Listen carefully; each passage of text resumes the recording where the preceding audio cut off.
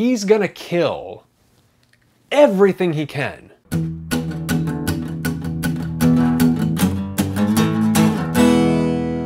Better than food, man. Good afternoon, everyone. Welcome to Better Than Food Book Reviews. I'm your host, Clifford Lee Sargent. Great to see you as always. Hope you're doing well. Get that coffee.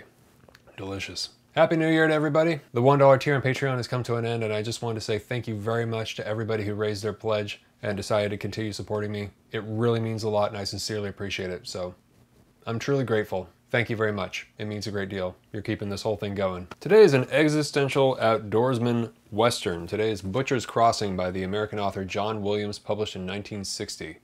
Beautiful looking cover on that one. That is a painting by Bierstadt, Landers Peak in the Rocky Mountains, 1863, which is approximately around the same time that this novel takes place. That's just beautiful. Colorado, man. It's stunning. That intro is Colorado, actually. That's going over the mountains toward Denver. And only stopped to... Where we stopped? We stopped in this town. I forget what it was called. But it was like a ski town. One of those places up there. There was this German restaurant that we went to. It was fantastic and really enjoyed ourselves.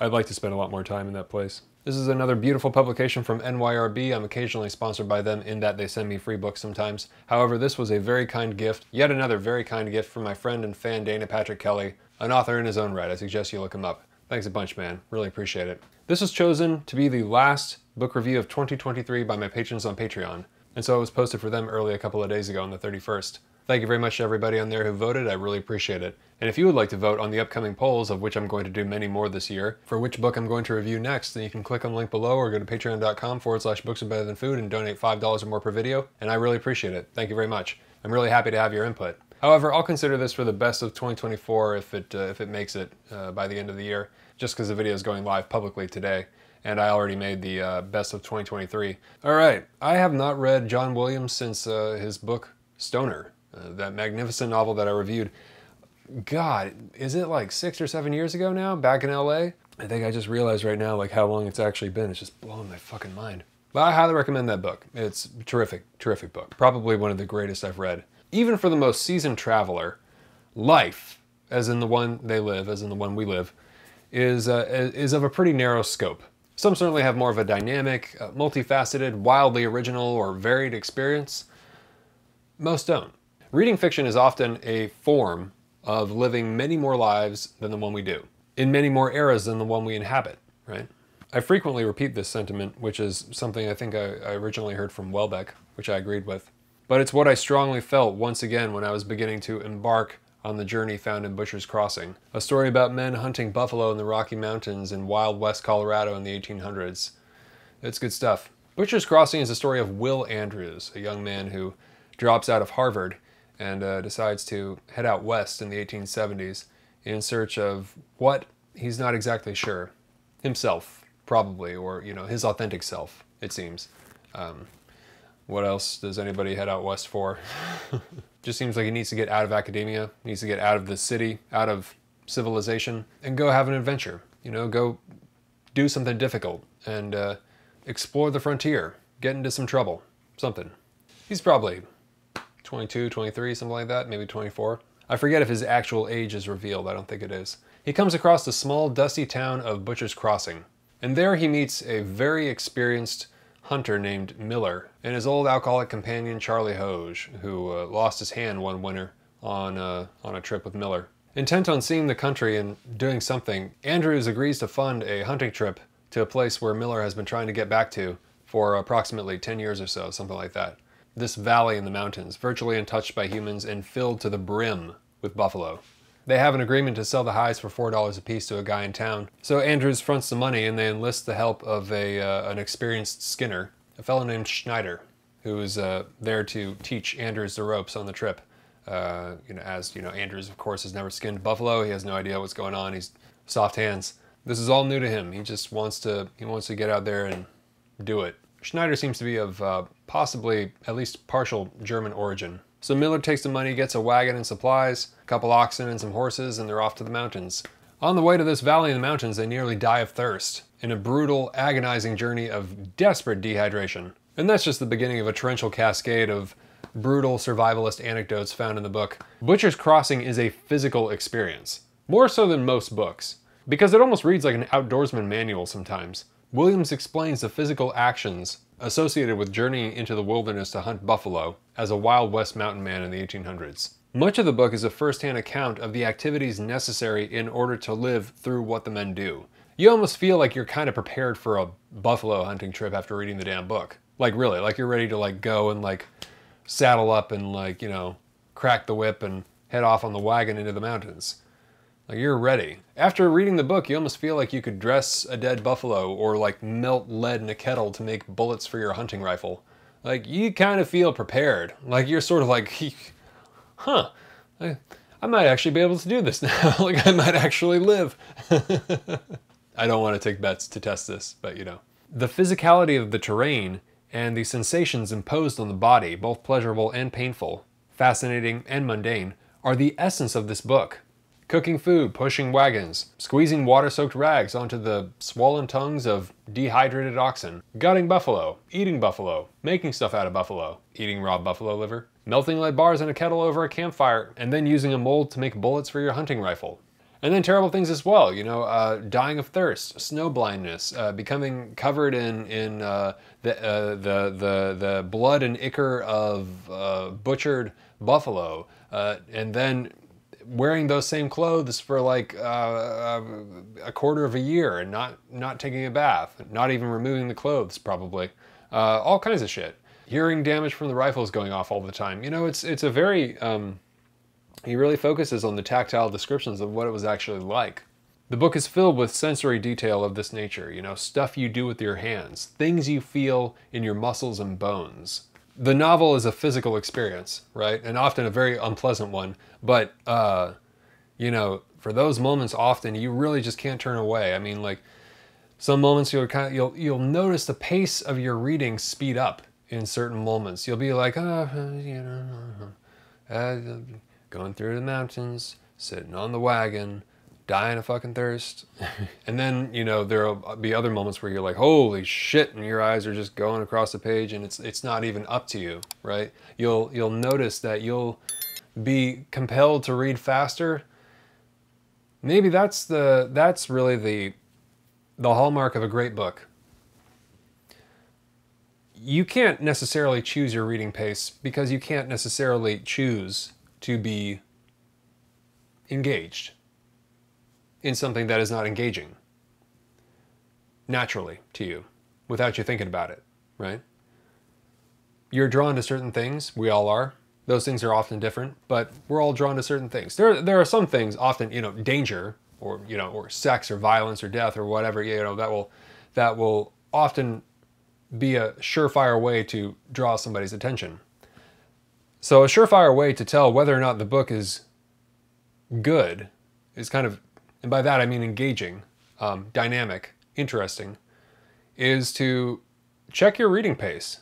Sometimes you're just like coasting along. This isn't to say that books that are a trial to get through sometimes are bad by any means. They can be wonderful. And that can be for many, many reasons. It could be very, very dense, such as Gravity's Rainbow or Ulysses or something like that. Or, you know, you just don't have a feel for the writer's style yet.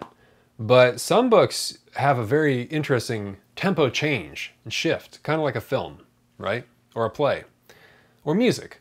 And when there are clearly some interesting dynamic shifts, I'd wager more often than not, you probably have something pretty good on your hands. Just came to me now. It's just my theory. Who knows?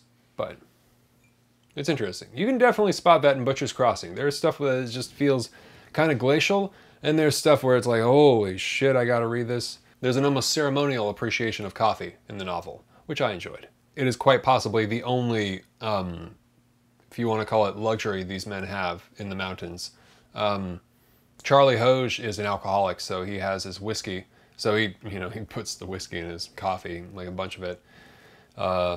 Actually, Charlie Hoge is a great example of why you should stop drinking. Just saying, you know, there's a question of his and Miller's relationship. You know, it's like you could view it as two ways, and a lot of the novel is ambiguous, which I enjoyed because it makes you wonder. Like, you know, they seem slightly more realistic as people that way, these characters. You know, Charlie Hoge is hanging around Miller. You're wondering if...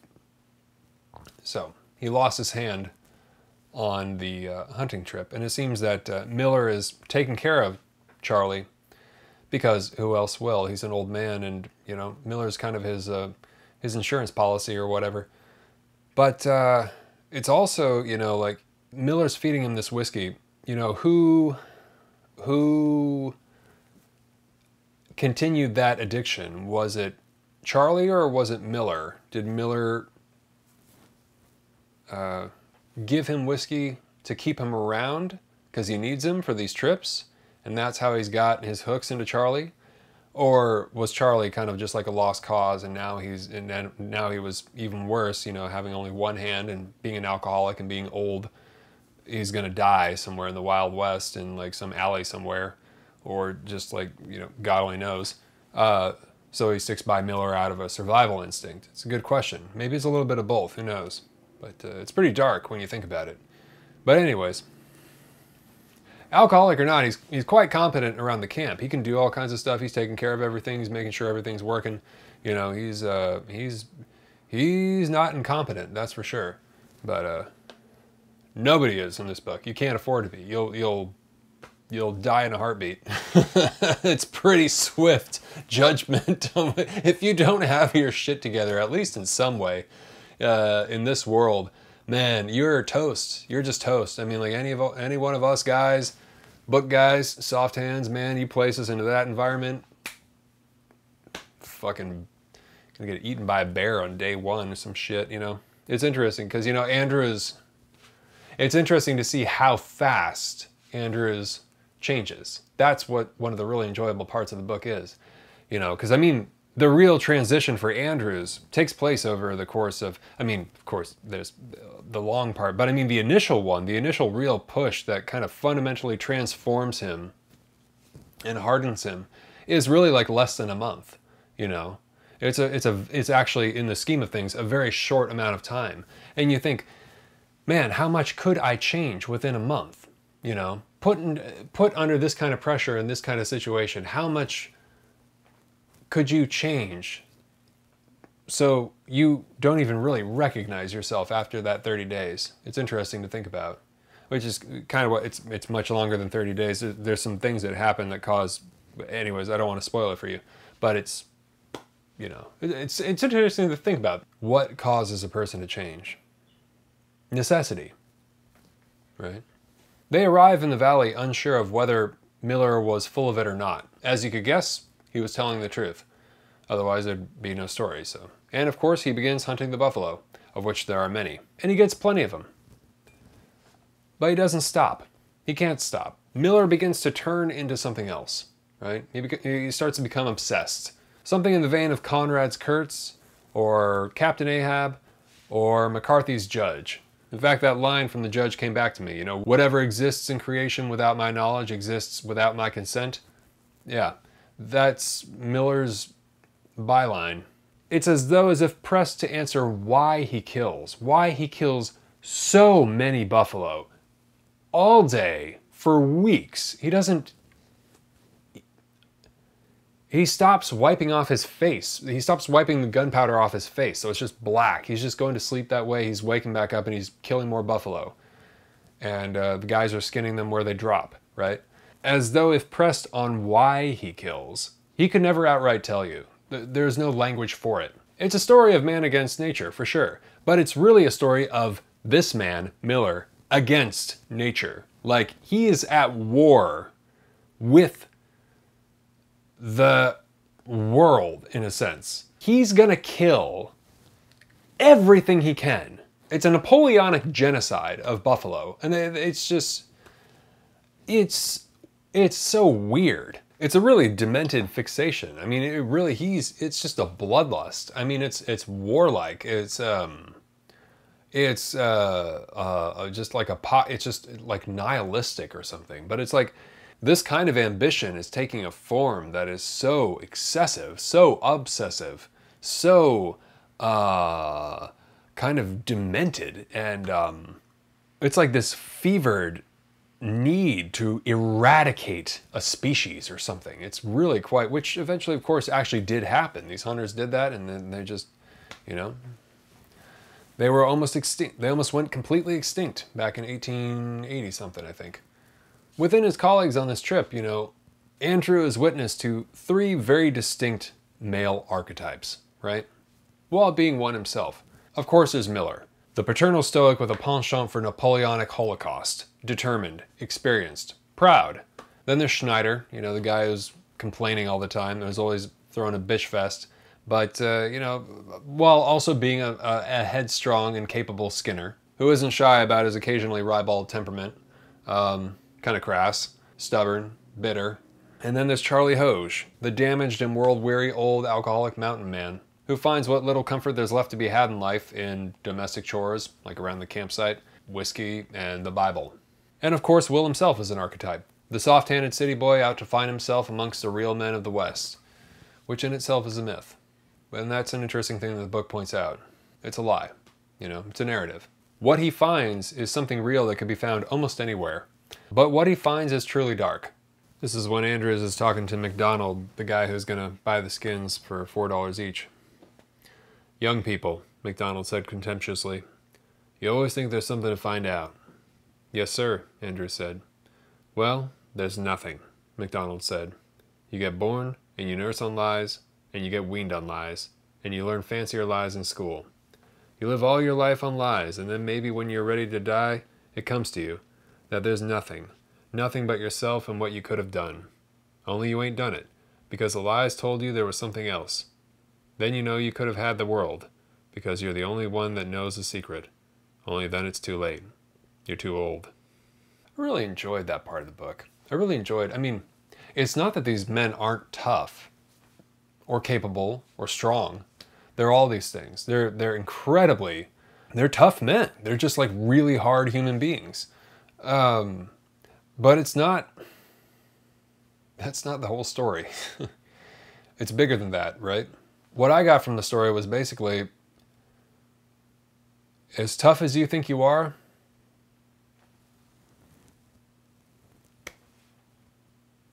as smart as you think you are, as ambitious as you are, as close as you come to getting everything,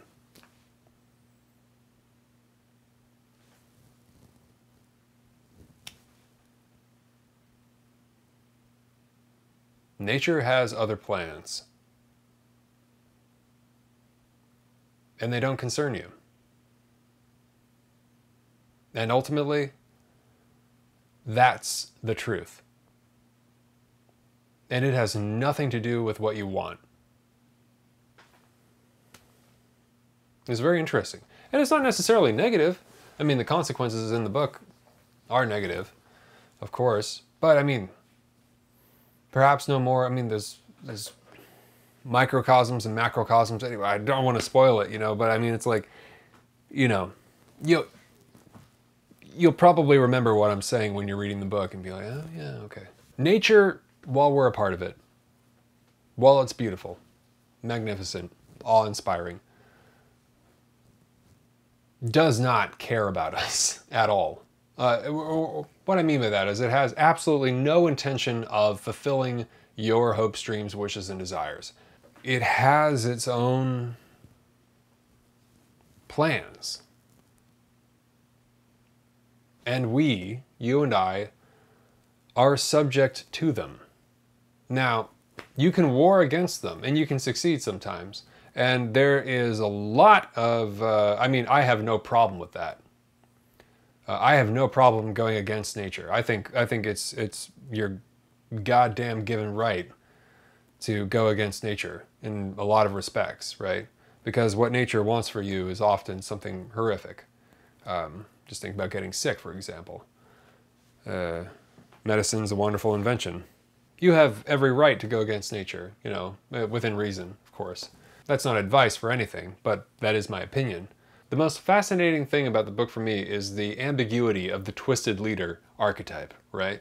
Miller is written about with a reverence and empathy that does not come across, does not translate when you When you describe him to a bystander in a quick plot description of the book you're reading, more than likely they're going to be like, well, that guy is totally fucked up. Miller is a man who has an encyclopedic knowledge of skills for survival and a stoic ability to endure the most desperate situations.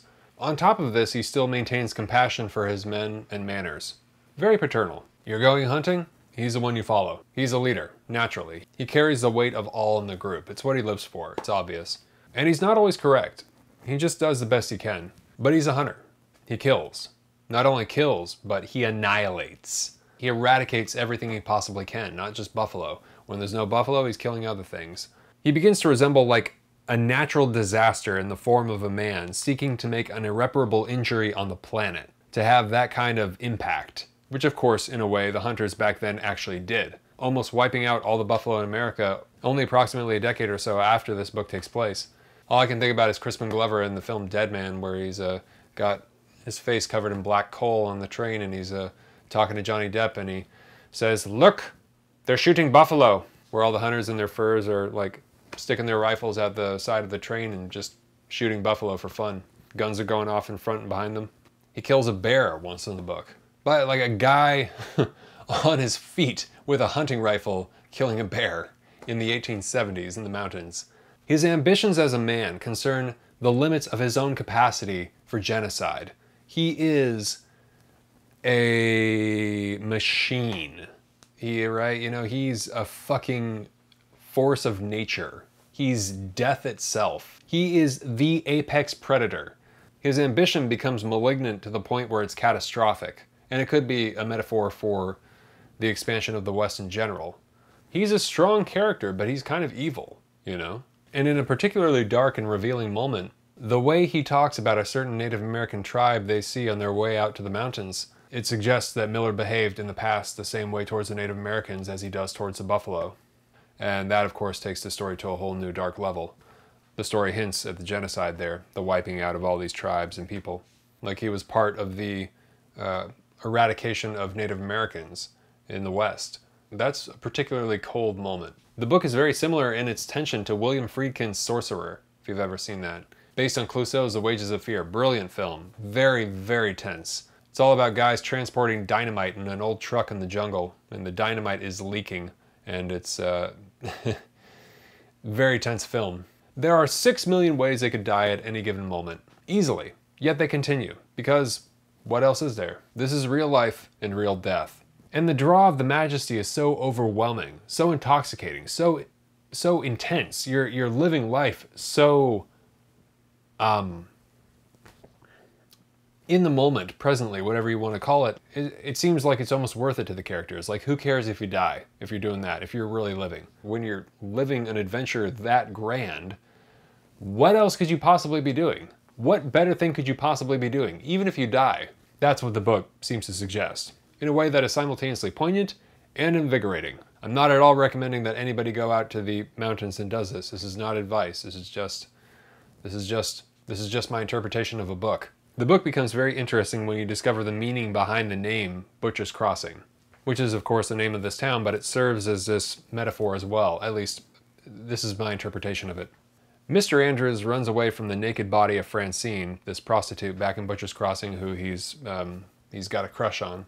Mr. Andrews runs away from the naked body of Francine just as he recoils and vomits at his first hackneyed attempt of dressing a buffalo carcass. He shudders, he flinches away from sex and death. And afterward, after he's used to this whole thing, after he's been out there doing this over and over again, like gutting and skinning buffalo, working in the field with these carcasses, rotting, he feels his face, which has been changed from being in the country, hardened with a growing beard. His hand does not recognize his own face, which is undergoing a transformation, beaten by the sun and subjected to the elements. And then you come to realize this is the Butcher's Crossing, right? He's becoming a man, or a certain type of man, or what we think of as a man, like a tough man, a person who has endured. Hunters or soldiers, a person who has endured, who has seen, who has experienced, lived to tell the tale, and has become either bitterly disillusioned or has accepted the nature of the truth of life in all its impenetrable, wholly dark and indifferent nature, which, if one is paying attention, reveals the truth, the trajectory for us all, which is death, nothingness, whatever. Andrews glimpses it in expressions of the men in Charlie Hoge's kind of blind, unseeing stare after he's essentially gone mad. In Miller's kind of obsession right before he begins massacring the buffalo. And also in Schneider in a particularly important moment. Any one of us would be, I'd wager, highly reluctant to be tested the way these guys are in the book. It's a fine Western. There are a lot of cliche tropes just littered throughout the book. You'll spot them, you know, just boots in the dust kind of, you know, cliches everywhere.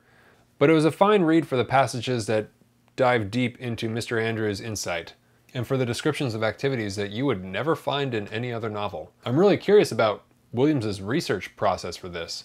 You know, I want to read more about what he did to get all this information. So I enjoyed it. Not as much as Stoner, but yeah, it was good. Better than Food. So you should read it. If you're a fan of Joseph Conrad, Ernest Hemingway, Cormac McCarthy, who was the other one I mentioned? Yeah, well, I mean, Moby Dick. If you enjoyed Moby Dick, I imagine you'll enjoy this. I still haven't read Moby Dick, but I will eventually. And if you enjoy camping or hunting or Westerns in general, check it out. I don't know if you're one of these Cam Hanes Rogan lovers, like, you love listening to, like, shit about bow hunting and, like, you know, stuff like that, then, yeah, you'll probably enjoy this. Who is that guy I got a book by? Stephen Ranella? Yeah, if you're a fan of, like, survivalist stuff, Stephen Ranella and all that, yeah, you might want to check it out. Right up your alley. Or if you're planning on a trip to the Rocky Mountains in Colorado, I highly suggest it. Better than Food. Check it out. Coffee time. For those of you who are new, thank you so much for stopping by and watching. I take the names of all the patrons on Patreon who have donated $5 or more per video, I place them in this mason jar, and for every review, I pull out a name. And whoever's name is pulled out, I send a hard copy of the book I'm reviewing, plus a bag of coffee roasted by yours truly. And the coffee is delicious. If you would like to get in on that and help support the show, I sincerely appreciate it. Thank you very much. You can click on the link below in the description, or go to patreon.com/booksarebetterthanfood and donate $5 or more per video. Thanks a bunch. And international shipping is included. Cool. Thank you very much to all my patrons, and best of luck. Okay, here we go. Jordan C. Thank you very much, Jordan. Really appreciate it. You're going to receive Butcher's Crossing by John Williams, plus a bag of coffee, roasted by yours truly, and I hope you love both. Cheers. Happy New Year. Thank you so much. Please subscribe if you have not already, and hit the thumbs up if you enjoyed this, and always remember, bring a book wherever you go. All right, take care of yourselves. Have a good night. Talk to you soon. Ciao.